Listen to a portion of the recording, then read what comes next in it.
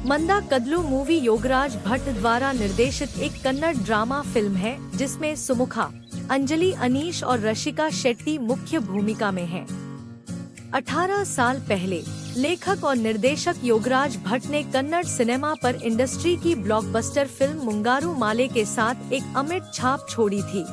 यह एक classic romantic drama था जो थिएटर और मल्टीप्लेक्स में 1 साल से ज्यादा समय तक चला और सैंडलवुड में कई रिकॉर्ड बनाए। इस फिल्म ने कई स्टार अभिनेताओं और तकनीशियनों को लॉन्च किया।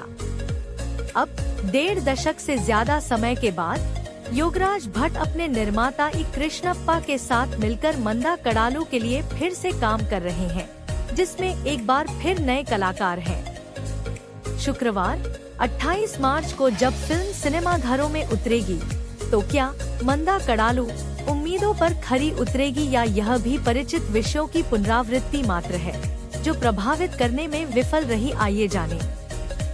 MBBS की पढ़ाई छोड़ चुकी सुमुखा को एक खूबसूरत दिन समुद्र तट पर एक उभरती हुई महिला क्रिकेटर से पहली नजर में प्यार हो जाता है। राशि महीने का समय मांगती है क्योंकि वह देश का प्रतिनिधित्व करने के अपने सपने को पूरा करने की कोशिश कर रही है। मंदा कडालू मूवी की समीक्षा मुंगारू मेल जितनी। MBBS की पढ़ाई छोड़ चुके एक लड़के को पहली नजर में ही एक उभरती हुई महिला क्रिकेटर से प्यार हो जाता है।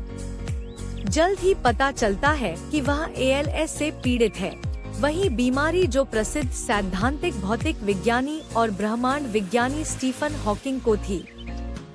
इस बीच एक और लड़की एक द्वीप और उसके ऐतिहासिक महत्व पर शोध कर रही है। योगराज भट्ट इस 3 तरफा प्रेम कहानी के माध्यम से जीवन के सच्चे अर्थ की खोज करते हैं, जो केवल आंशिक रूप से ही विश्वसनीय है, लेकिन कुछ हिस्सों में मनोरंजक है।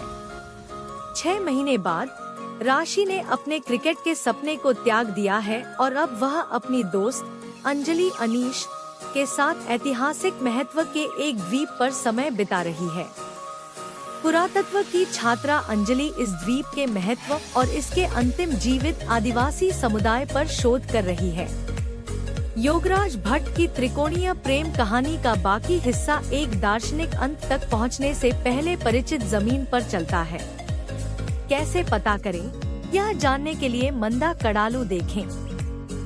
मध्य प्रदेश में फिल्माई गई इस फिल्म के सेट और लोकेशन उतने ही वास्तविक हैं, जितने कि वे हो सकते हैं, क्योंकि वे इसकी कहानी को प्रामाणिकता और देहाती आकर्षण प्रदान करते हैं। शुरुआत में फिल्म की गति थोड़ी धीमी लगती है, लेकिन एक बार जब केडी और बल्लू एक साथ आते हैं, तो फिल्म चमकने लगती है। उनका बंधन कहानी की आत्मा है। अभिषेक बच्चन ने नाटकीयता से ज्यादा संयमित भूमिका में एक ऐसे व्यक्ति का किरदार बखूबी निभाया है जो चुपचाप टूटा हुआ है, फिर भी उम्मीद की डोर थामे हुए है। वह सुर्खियां बटोरने की कोशिश नहीं कर रहे हैं, बल्कि भूमिका में सहजता से फिट बैठते हैं। दैविक भगेला के साथ उनकी केमिस्ट्री फिल्म की खासियत है। दैविक को देखना मजेदार है। वह स्वाभाविक, अभिव्यंजक और जीवन से भरपूर है। उनके अभिनय में कोई अतिशयोक्ति नहीं है, जो उनके किरदार को और भी ज्यादा विश्वसनीय बनाती है। हालांकि फिल्म में कुछ खामियां भी हैं।